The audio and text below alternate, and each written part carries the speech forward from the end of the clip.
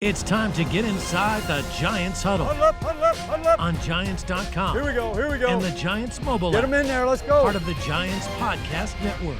Welcome to another edition of the Giants Huddle Podcast, brought to you by PSEG, energy efficiency for game time and anytime. Visit pseg.com/Giants for discounts, rebates, and home energy assessments. The Giants have traded for Las Vegas Raiders tight end Darren Waller, sending the third-round pick they received in the Kadarius Toney trade last year, which was a compensatory pick at the end of the third round. Darren Waller arrives to the Giants with two consecutive 1,000-yard seasons during the 2019-2020 season. I had a chance to catch up with him and talk about his arrival in New York. And now we're joined by one of the newest members of the New York Football Giants, tight end Darren Waller. Darren, congratulations. Welcome to Big Blue. Thank you, man. It's an honor to be here. So take us through what this last 24 hours has been like for you. It's been kind of crazy. I was finishing up with my physical therapist yesterday in Las Vegas, where I live. And our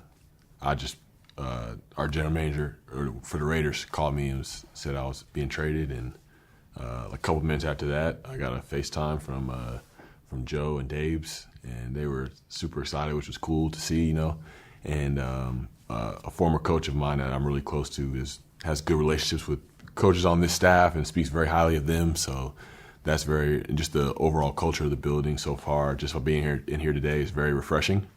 And I'm just excited to be a part of what's going on here. What was the FaceTime like with Joe Shane and Brian Dable? Oh, man, it was just jokes. But just, good energy. Really felt like they were excited to have me be a part of what's going on, and just to see how much the players and the coaches around them speak of the culture that they create and how much they enjoy being a part of it is really cool, and it makes me excited to be a part of. Did this really catch you by surprise, or was this a potential thing on your radar that you were thinking about before you got the call? Didn't totally shock me. I was on and off the trade block the whole time since the coaching staff and the front office for the Raiders got there. So it'd been, sometimes I'm like, maybe I am, sometimes maybe I'm not, but it's how the business goes. All right, so for Giant fans that maybe haven't seen you play a ton, being on the East Coast, could you describe your game for them in one word? I would say versatile. You look at times I've split outside the numbers, line up in the slot, running every route that there is to run in an offensive scheme, line up in every position there is to line up in. Multiple years of being the number one guy in a passing offense. So back-to-back 1,000-yard seasons. So I know what it's like to put the work in, to be somebody that carries a heavy workload, and I'm excited to carve out a role and do everything that I can to help the Giants. You mentioned those back-to-back 1,000-yard seasons you had. When you've had success, how have teams used you? How can they use you best? Kind of like I said earlier, it's outside the numbers, you can go deep. Inside the numbers, whether it be option routes, you name it. I feel like I try to pride my game on not having any major holes and not seeing something as not being able to be done. I can always learn at it. I may not be as good at it as I am in the beginning, but as long as I keep working at it, putting reps in, I feel like there's not a route or a certain thing that the offense wants to get done that I can't do or give the offense a chance to succeed at. We talked about Darren Waller on the field. How would you describe your personality? What type of guy is this locker room going to have walking in there when you start with them in the spring? I'll say a guy that leads by example. I've never really been the rah-rah vocal guy. I'm growing into a role where I feel comfortable when I speak. I have something to say, and I try to speak with impact. But really more so embodying the philosophy I try to live by as opposed to just preaching about it. So I feel like they're going to be a guy I'm not going to ask something from them that I'm not willing to do myself and be right alongside them in the trenches. So just a guy that's going to go out there and enjoy being their teammate, being their friend, and somebody that's not just trying to be out here looking for my own. You've been in a few different cities in your NFL career. Looking at your background, looks like you moved around a little bit growing up too. How about coming to New York now? What do you think about that? I'm excited to be here. It's my pops team. Excited to be here and to see what it's like here, to live here, and maybe learn more about the area through him and through everybody that's here. But I'm very excited to be here, be on the East Coast. Football is a big deal. Always known that this is, a flagship organization in the league, and they always do things the right way, take care of people. So I'm excited to get my feet wet. What was his reaction when you told him that you were going to the Giants, and what's his connection with New York? I mean, he was over the moon, rightfully so. He's from New York. He's from Queens, Jamaica, Queens. Been a Giants fan his whole life. I've watched the Giants growing up with him. I've seen pretty much every nugget of Giants history, whether from NFL films or just sitting on the couch watching with him. So it's cool to be able to be here and have like full circle life moments like that. And with the rest of a lot of his family as well is from New York. So just to represent them along with representing the Giants is a pretty cool thing. So you probably know there's a pretty rich tradition of tight end here, going back to Mark Bavaro, Jeremy Shockey. What does it mean to you to now kind of join that group? Just respecting the tradition, respecting the foundation that those guys have laid at the position, watching them growing up and trying to continue that in my own unique way and inspire the other guys that are in the tight end room to go about doing it the same way, because it's already a really solid group watching them from afar last year. So I feel like just as a unit, we'll be able to continue that tradition. You mentioned you talked to a coach that knew some of the coaches here, right? Do you have any other connections to any players in the Giants, and have you reached out and talked to anybody?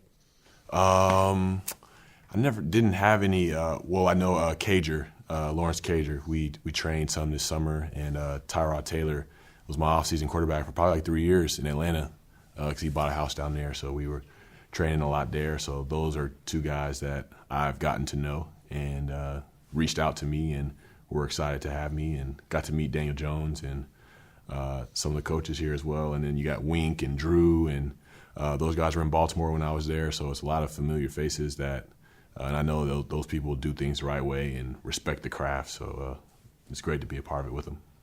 I know you haven't had much of a chance to talk to people here, but have you gotten a taste of how Mike Kafka, how Brian Dable, how Andy Bischoff, the tight ends coach, plan to use you and implement them? Kafka had Kelsey in Kansas City. Brian Dable had Gronkowski as a tight ends coach up in New England.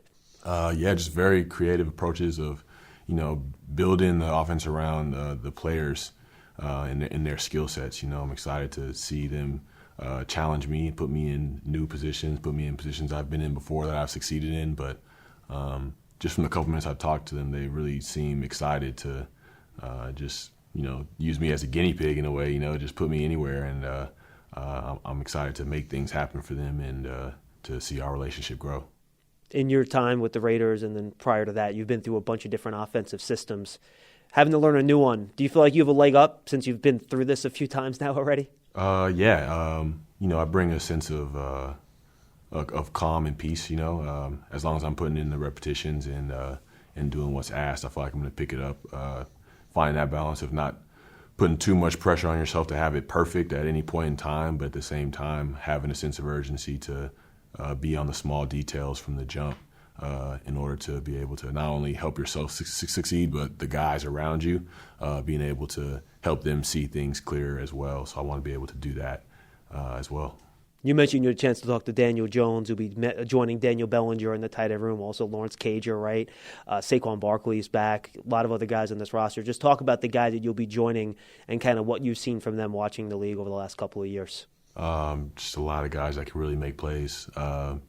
Seeing Daniel, continue to elevate his game. You see some of the narratives that people put in the media and the pressure that he receives. I feel like he's done nothing but respond to that in a positive way each and every year.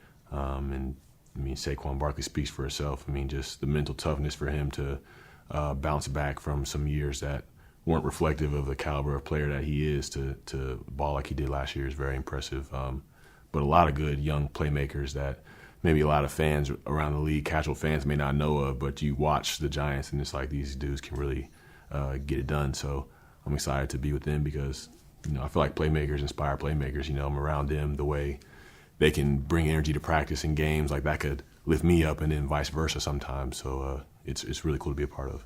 I know it's tough to track what's going on around the league sometimes when you're locked in on what you're doing, but what did you read from the Giants' success last year, playing so well in just the first year of this kind of new group and new regime? For me, what jumps out is just it's obviously a culture shift. because there's not a million things being flipped around. You know, there's a lot of guys that had been there before, but it's just, you know, somebody came in, Daves and Joe and guys like that, like building a culture to empower players and to allow players to, you know, at the end of the day, have fun doing what they do. You know, this is it's a high pressure, high stakes game, you know, but at the end of the day, you know, we do best when we have fun and we enjoy what we're doing and we enjoy who we're doing it with. And so that's something that jumped out at me, you know, in looking at tight end groups, looking at multiple running backs that have gotten it done, receivers that not a lot of many people have heard about making plays in key situations. So it's like I can tell that these players feel empowered here to make plays when chances are presented to them, and that's all a player could want to be a part of. Final question. You missed some games the last couple of years with injury. Are you healthy now? And what did you learn about yourself having to deal with some of those issues the last couple of years and trying to fight through them? Yeah, I am healthy now. And over the last couple of years, I feel like in 2021, getting my knee rolled up the way that I did in the Thanksgiving game, it's like those are kind of things that happen in the league, you know what I'm saying? But the hamstrings last year, things that I've had to adapt and change is not peaking too soon in the offseason, because the way my game really elevated from 2019, 2020, 2021 to get me to the level of player that I am, it took a lot of hard work and almost like putting it into overdrive too much, and you know, maybe killing yourself too soon, and maybe showing up to training camp working so hard and having put in so much work that you're almost burnt out before things even really start. And with the level of practice load that the Raiders were putting on us, it's like it was a tough battle for me to keep my body just healthy, you know. So it's about supplementing my off season to be able to peak at the right time. And I feel like making the changes for that is just going to allow me to just be available, number one. And when I'm available, I feel like I'm going to be able to make an impact and help the team be better. Darren, this is great. Thank you so much. Welcome aboard. No problem. Thank you for having me. A great conversation right there with now Giants tight end Darren Waller. Arrives in New York, dad, a native New Yorker from Jamaica, Queens, a big Giants fan. He's thrilled. He was in the building. Darren Waller thrilled to be here as well. Very excited. So great to talk to him. A big offensive weapon for the Giants. He gave you a little bit of a taste of how Mike Kafka and Brian Dable might want to use him at tight end. He's excited about the culture, and I'm sure Giant fans are very excited to see him healthy. He answered his last question that he is, in fact, healthy and on the field for the Giants in 2023. Thank you for joining us on this episode of the Giants Huddle Podcast. Make sure you go back, listen to the Brian Dable episode. That's the one before this on your podcast feed. And our one at the end of the week this week should be with former NFL general manager and executive Thomas Dimitrioff talking about the Giants' offseason moves. And we'll touch on a little bit of draft stuff as well. Thanks for being with us. It's all brought to you by PSEG, energy efficiency for game time and anytime. Visit PSEG.com/Giants for discounts, rebates, and home energy assessments. I'm John Schmeelk. Thanks for being with us. We'll see you next time on the Giants Huddle.